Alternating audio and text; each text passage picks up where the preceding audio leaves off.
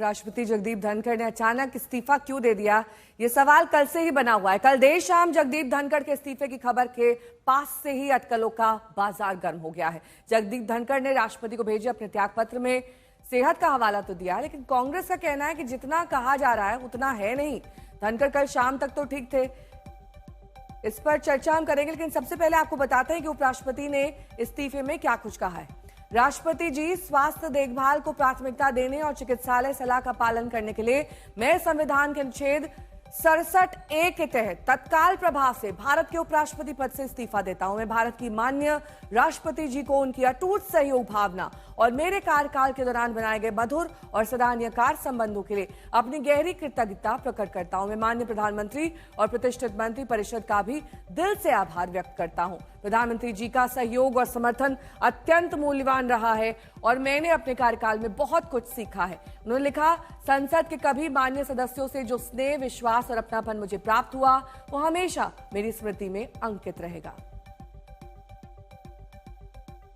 तो उपराष्ट्रपति जगदीप धनखड़ ने सेहत को इस्तीफे की वजह बताया, लेकिन कांग्रेस को यकीन नहीं आ रहा है कि कल उच्च सदन का संचालन करने वाले धनखड़ की तबियत अचानक इतनी कैसे खराब हो गई कि इस्तीफे की नौबत आ गई। राज्यसभा सांसद जयराम रमेश ने धनखड़ के इस्तीफे पर सवाल उठाए। रमेश ने एक्स पर लिखा, उपराष्ट्रपति और राज्यसभा के सभापति का अचानक इस्तीफा जितना चौंकाने वाला है उतना ही अकल्पनीय है। आज शाम करीब 5 बजे तक मैं उनके साथ था।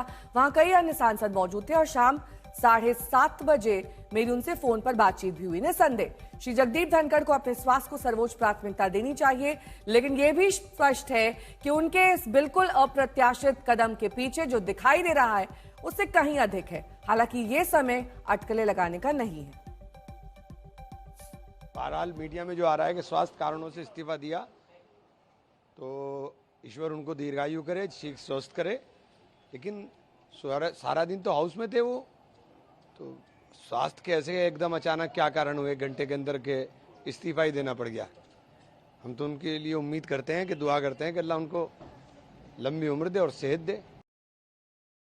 तो कांग्रेस, आपने देखा किस तरीके से जगदीप धनखड़ के इस्तीफे पर अटकलें लगा रही है, लेकिन कपिल सिब्बल का कहना है कि धनखड़ ने अपनी चिट्ठी में जो कुछ लिखा उस पर यकीन कर लेना चाहिए। आज तक ने कपिल सिब्बल से एक्सक्लूसिव बातचीत की, सुनिए। मुझे दुख है कि उन्होंने इस्तीफा दिया। 2027 तक उनका टेन्योर था, अचानक से इस्तीफा देना। आज पार्लियामेंट में भी वो मौजूद थे और आज हेल्थ के जो है कारण वो बता रहे हैं। क्या लगता है इसके पीछे और भी कुछ वजह है? क्योंकि सरकार है और सरकार और उपराष्ट्रपति के बीच में कुछ ऐसा कुछ जिसके लगता है ह्यूमर्स बहुत सारी चीजें फैल। ये तो पत्रकार हमेशा ऐसे सवाल पूछते हैं और पत्रकार ही इसकी गहराई तक पहुंचे। लेकिन जहां तक मेरा अपना व्यक्तिगत सवाल है वो ये है कि अगर उन्होंने कहा है कि मैं स्वास्थ्य की वजह से, तो उस बात को छोड़ देना चाहिए, इससे आगे नहीं बढ़ना चाहिए। आज वक्त है इस बात का कि धनखड़ साहब जब भी वहां बैठे, उन्होंने प्रयास किया कि सत्ता पक्ष और विपक्ष के बीच में एक ऐसा वातावरण बने ताकि देश को आगे बढ़ाया जाए असली मुद्दों को लेकर। और हमेशा ये कहते थे और प्रयास भी करते थे, लेकिन जो स्थिति रही कई वर्षों से वो कामयाब नहीं हो पाए। हम सब भी कामयाब नहीं हो पाए, लेकिन उनका प्रयास हमेशा रहा। तो इस बात को मैं उनको मुबारकबाद देता हूं कि वो नेशनलिस्ट आदमी हैं और नेशनलिस्ट रहेंगे, और जो वो कहते थे वो करते थे। मौसमी सिंह के पास लिए चलेंगे। इस वक्त वो अखिलेश प्रसाद सिंह से बात कर रही हैं। अपनापन के किए से उनका मिलना जुलना होता है, सबको चाय पानी पूछते हैं। तो कल भी वही सब बात हो रही थी और अच्छे मूड में थे। ये भी मैं नहीं कह सकता कि थोड़ी भी तबीयत खराब जैसी कोई बात नहीं थी। और हम सबको अचंभा में डालने वाला ये समाचार है और मुझे लगता है कि जरूर कुछ न कुछ और बात होगी। क्या चर्चा हुई कि तबीयत को लेके विस्तार से बताइए कि क्या चर्चा हुई? नहीं, बिल्कुल नहीं। वो जस्टिस वर्मा का केस जो लोकसभा राज्यसभा में 50 से ज्यादा सिग्नेचर जो हुए थे उस सब पे चर्चा कर रहे थे। बाकी ऐसी कोई बात नहीं हुई। बाकी जो नॉर्मल बिजनेस का चर्चा करते हैं वही बात हो रही थी, कोई अलग बात हुई नहीं। क्या वक्त हो रहा था उस वक्त? और मुझे ये भी बताइए, आपने मेंशन किया था कि कमेटी की भी बात की उनने कि कल परसों में आपको बताएंगे, कमेटी के बारे में चर्चा कर रहे थे कि आगे कल परसों बताएंगे, इस तरह की बात? नहीं, वो कमेटी की चर्चा तो मतलब यूजुअल रूटीन मैटर है, वो करते रहते हैं और वो भी चर्चा कर रहे थे। आज का फिर ये कर रहे थे कि उनका कंसर्न था कि हाउस अच्छे से चलना चाहिए, डिबेट होना चाहिए। कोई ये हाँ ये हाँ बिल्कुल, कोई ऐसी बात थी नहीं। कानून के जानकार हैं और वो अच्छा से कंडक्ट करते थे। हमको लगता है कि राज्यसभा का कोई मेंबर नहीं चाहता होगा और इस न्यूज से सब लोग दुखी होगा। पर अखिलेश जी, ऐसा क्या घटा? क्योंकि आप लोग तो इम्पीचमेंट उनके खिलाफ लाए थे। क्या विपक्ष के साथ उनकी जो करीबियां बढ़ रही थी? आप कह रहे कि कोई नहीं चाहता कि वो हटे, आप ही लोग उनको हटाने के लिए प्रस्ताव लाए थे। तो ये 5-6 महीने में ऐसा क्या घटा कि धनखड़ साहब विपक्ष के भी सबसे फेवरेट हो गए? नहीं, फेवरेट होने का वजह एक तो सबके लिए कंसर्न रहते थे, सभी के सुख दुख के भागीदार होते थे। छोटा से छोटा ये में अगर उनको पता चले कि किसी मेंबर की तबीयत खराब है, खुद फोन करते थे, सबका समाचार लेते थे, लोगों को मदद करने की कोशिश करते थे। तो इसमें विपक्ष और सत्ता पक्ष का कोई मामला नहीं है।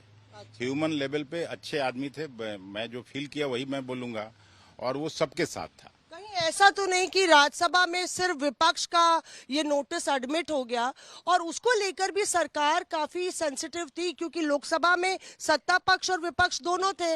आप लोग ने गुगली चल दी राज्यसभा में। ये सच नहीं है। वहाँ भी सेक्रेटरी जनरल को हम लोगों के सामने बुला के कह रहे थे कि पता करिए कि लोकसभा में आया है कि नहीं आया है, और जब तक लोकसभा में नहीं आता तब तक उस पर वो आगे बढ़ने को तैयार नहीं थे।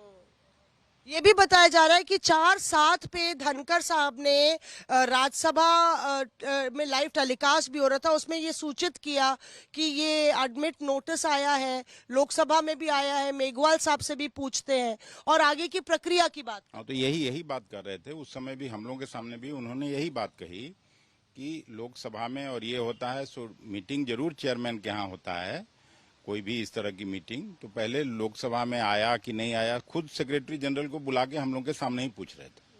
सरकार से कुछ तनाव की बातचीत या कोई बात जिसको लेके आपको लगता है टेंशन बनी हो? मतलब उसकी जानकारी नहीं है, लेकिन हम आपके चैनल के माध्यम से जरूर आग्रह करेंगे प्रधानमंत्री जी को इंटरवेन करना चाहिए और उनको पद पर बने रहने को कहना चाहिए। आपके बाद कोई सांसद मिलने गया, कोई विपक्ष का सांसद? नहीं, अभी इसकी जानकारी मुझे मौसमी बात कर रही थी अखिलेश प्रसाद सिंह से, लेकिन पीयूष मिश्रा मेरे सहयोगी जुड़ गए हैं इस वक्त तमाम जानकारी के साथ। पीयूष, क्या विपक्ष में भी दो फाड़ है इस इस्तीफे को लेकर? कोई इसे अच्छे से ले रहा है, कोई कह रहा है कि ऐसा नहीं करना चाहिए था। ये वही विपक्ष है जो एक वक्त में इम्पीचमेंट मोशन लाया था, उसके बाद अचानक से जगदीप धनखड़ ने ऐसा क्या किया जो फेवरेट बन गए? ये सवाल मौसमी ने भी किया, तो इसका कोई सवाल का जवाब नहीं मिल रहा है। तो आखिरकार वजह क्या है इस्तीफे की? इस पर भी संदेह बना हुआ है। ये देखिए, क्यास तो काफी लगाए जा रहे हैं, कटकली भी काफी लगाए जा रहे हैं, लेकिन इन सब से परे एक बात जो दर्शकों को बताने की बेहद जरूरत है कि जगदीप धनखड़ पिछले काफी लंबे समय से बीमार थे। वो एम्स में एडमिट भी हुए थे। उस वक्त प्रधानमंत्री भी उनसे एम्स में मिलने गए थे और उसके बाद आपको याद होगा कुछ दिनों पहले जगदीप धनखड़ उत्तराखंड भी गए थे और वहां पर कुमाऊं विश्वविद्यालय के प्रोग्राम के बाद भी उनकी तबीयत जो है खराब हो गई थी। ये भी बहुत महत्वपूर्ण है बताना कि जब राज्यसभा चलता है और जगदीप धनखड़ चेयर पर होते हैं तो उसके जब वो लगभग 1 से 1.5 घंटा या 2 घंटा से ज्यादा बैठ जाते हैं तो उसके बाद उनको आराम करने की भी जरूरत होती है। आराम करने के लिए वो जाते हैं और उनकी जगह उनकी चेयर पर बाकी जो लोग मनोनीत सांसद हैं वो आके बैठते हैं और वो उस वक्त राज्यसभा की प्रक्रिया को संभालते हैं। या तो हरिवंश आते हैं जो डिप्टी चेयरमैन है, या फिर उनके अलावा और जो वरिष्ठ सांसद हैं वो उस चेयर पर आके बैठते हैं। तो ये समझने की जरूरत है कि जगदीप धनखड़ की तबीयत पिछले काफी लंबे समय से खराब थी।